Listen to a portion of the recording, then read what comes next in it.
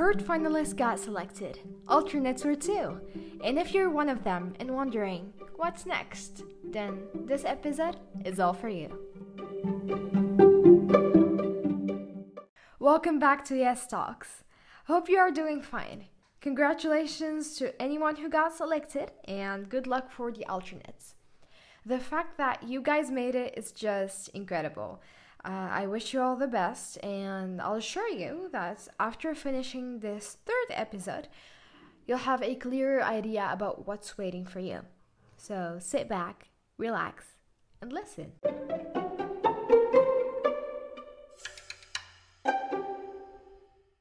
I would guess that right after going to bed, you probably close your eyes and start thinking about all the fun adventures that you're going to experience during your exchange year. But in your mind, it's all blurry and sometimes unrealistic. And so you wish to know more and more details about what's going to happen next, and you just can't wait to hear different stories and experiences that other people had. And so here I'm now, sharing with you my own experience that might inspire you.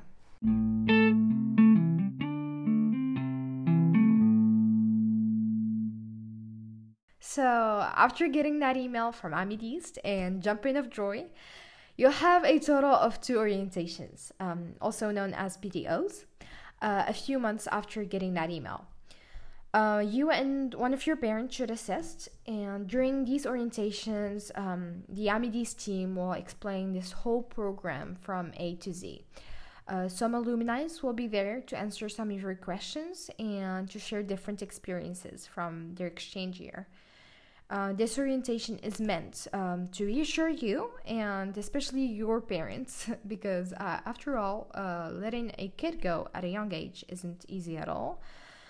So it's a way of telling them, hey, your kid will be in good hands and this program is all worth it, it's for a good cause, and it has lots of benefits. A month or so before your departure date, you will have to go to the US consulate in Casablanca to get the US visa printed into your passport. The finalists will all be there, as well as Mrs. Nabila Jabir, our dear exchange program coordinator. By that time, some would have received their placement email. Others would still have to wait. Let me explain it to you. So there is a total of 15 placement organizations, and each one of them hosts a portion of the Kennedy Lugar Yes students in communities across the United States. I personally got hosted by WorldLink. You can check all 15 of them on the Yes program website. And the placement organization, PO for short, that you'll get will send your profile to one of their coordinators in one of the states they place their students in. And this coordinator will try to find a good host family that matches the most with your profile. That is why it is very important to be as honest as possible when filling out your endless profile forms. Normally, you should all know your placements before your departure date. I personally got mine a week or so before leaving. Some friends of mine got theirs a month or 2 before, though there is an exception to the rule, because in some cases, rarely, a finalist doesn't get his placement before his departure date, and so he doesn't go with everyone else and has to wait until the next month to leave. But all in all, everyone will end up having a host family, so no worries.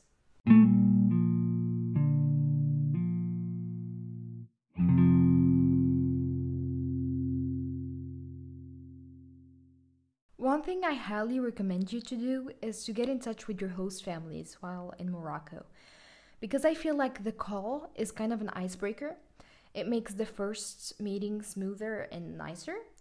So yeah, FaceTiming your host family is a big yes for me.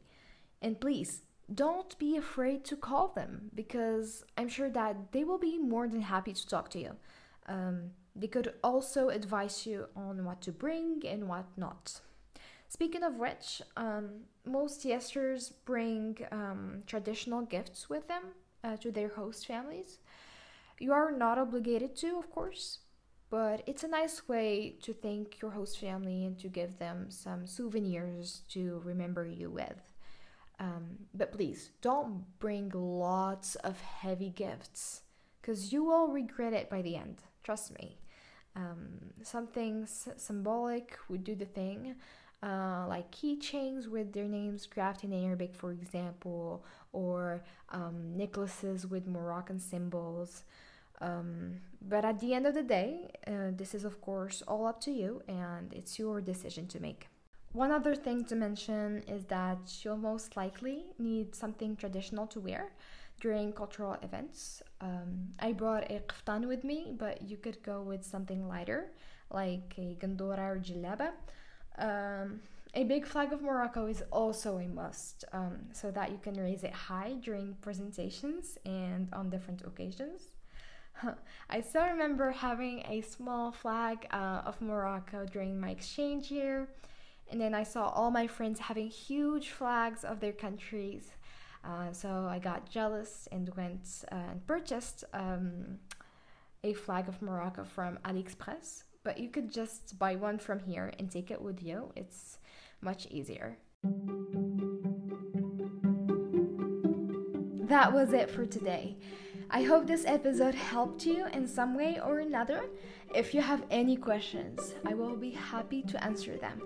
You can reach out to me via Instagram. My account is Fifa Hajji, FIFAHAJJI. Stay tuned for future episodes and ciao!